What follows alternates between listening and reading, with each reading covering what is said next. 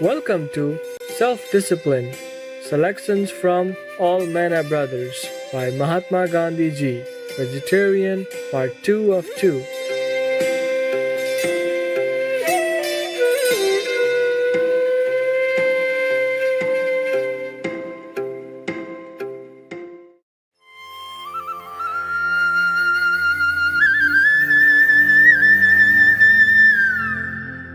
Born Mohandas Karamchand Gandhi, the man who came to be known as the Great Souled or Mahatma Gandhi Ji, was an exemplary spiritual practitioner and visionary leader of India. Born in 1869, this passionate servant of humanity first became a lawyer. However, he felt a different calling from within, as he discovered a fervent wish to improve the lives of all people. The beloved Mahatma Gandhi Ji sometimes spoke about desired changes in government and would meditate and fast to encourage a non-violent and beneficial outcome. He thus became an example of peaceful change for an entire country. In his book, All Men Are Brothers, Mahatma Gandhi Ji humbly reflects on his own life and inner realizations as a way to illustrate the unity of our global spiritual family. In one passage, he describes faith as a divine principle within us all, regardless of religion. It is faith that steers us through stormy seas, faith that moves mountains, and faith that jumps across the ocean. That faith is nothing but a living, wide-awake consciousness of God within. He who has achieved that faith wants nothing. Bodily diseased, he is spiritually healthy. Physically poor, he rolls in spiritual riches. Now we would like to share with you Mahatma Gandhi's eloquent thoughts on self-discipline from chapter 5 of his book, All Men Are Brothers. Chapter 5: Self-Discipline. Experience has taught me that silence is a part of the spiritual discipline of a votary of truth. Proneness to exaggerate, to suppress or modify the truth, wittingly or unwittingly, is a natural weakness of man, and silence is necessary in order to surmount it. A man of few words will rarely be thoughtless in his speech. He will measure every word. It, silence, has now become both a physical and spiritual necessity for me. Originally, it was taken to relieve the sense of pressure. Then I wanted time for writing. After, however, I had practiced it for some time, I saw the spiritual value of it. It suddenly flashed across my mind that that was the time when I could best hold communion with God. And now I feel as though I was naturally built for silence. Silence of the sewn-up lips is no silence.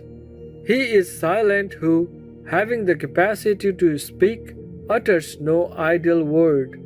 All power comes from the preservation and sublimation of the vitality that is responsible for the creation of life. This vitality is continuously and even unconsciously dissipated by evil, or even rambling, disorderly, unwanted thoughts. And since thought is the root of all speech and action, the quality of the latter corresponds to that of the former. Hence, perfectly controlled thought is itself power of the highest potency and becomes self-acting. If a man is after the image of God, he has but to will a thing in the limited sphere allotted to him, and it becomes. Such power is impossible in one who dissipates his energy any way whatsoever. It is better to enjoy through the body than to be enjoying the thought of it. It is good to disapprove of sensual desires as soon as they arise in the mind, and try to keep them down. But if for want of physical enjoyment, the mind wallows in the thoughts of enjoyment, then it is legitimate to satisfy the hunger of the body. About this, I have no doubt. Sex urge is a fine and noble thing. There is nothing to be ashamed of in it, but it is meant only for the act of creation. Any other use of it is a sin against God and humanity. The world seems to be running after things of transitory value. It has no time for the other, and yet, when one thinks a little deeper, it becomes clear that it is the things eternal that count in the end. One such is brahmacharya, or pure conduct. What is brahmacharya? It is the way of life which leads us to Brahma, God. It includes full control over the process of reproduction. The control must be in thought, word, and deed. If the thought is not under control, the other two have no value. For one whose thought is under control, the other is mere child's play.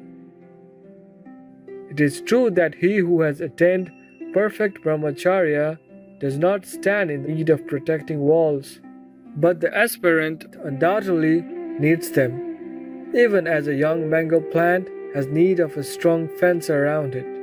A child goes from its mother's lap to the cradle, and from cradle to the pushcart, till he becomes a man who has learned to walk without aid. To cling to the aid when it is needless is surely harmful. It appears to me that even the true aspirant does not need the above-mentioned restraints. Brahmacharya is not a virtue that can be cultivated by outward restraints. He who runs away from a necessary contact with a woman does not understand the full meaning of brahmacharya. However attractive a woman may be, her attraction will produce no effect on the man without the urge. The true brahmachari will shun false restraints. He must create his own fences according to his limitations, breaking them down when he feels that they are unnecessary. The first thing is to know what true brahmacharya is, then to realize its value, and lastly to try to cultivate this priceless virtue. I hold that true service of the country demands this observance. As an external aid to brahmacharya, fasting is as necessary as selection and restriction in diet. So overpowering are the senses that they can be kept under control only when they are completely hedged in on all sides, from above and from beneath. It is common knowledge that they are powerless without food, and so fasting undertaken with a view to control of the senses is, I have no doubt, very helpful. With some, fasting is of no avail, because assuming that mechanical fasting alone will make them immune, they keep their bodies without food, but feast their minds upon all sorts of delicacies, thinking all the while what they will eat and what they will drink after the fast terminates. Such fasting helps them in controlling neither palate nor lust. Fasting is useful when the mind cooperates with the starving body, that is to say, when it cultivates a distaste for the objects that are denied to the body. Mind is at the root of all sensuality. Fasting, therefore, has limited use, for a fasting man may continue to be swayed by passion. Brahmacharya is such only if it persists under all conditions and in the face of every possible temptation. If a beautiful woman approaches the marble statue of a man, it will not be affected in the least. A brahmachari is one who reacts in a similar case in the same way as marble does. But just as the marble statue refrains from using its eyes or ears, even so, a man should avoid every occasion of sin. If we all took steps to reduce the amount of meat in our diet, that would have a dramatic impact on the global environment, as well as on our own health. The Honorable Tangam Debonair, vegan. Superb viewers, it's been a pleasure to have your company on today's Words of Wisdom.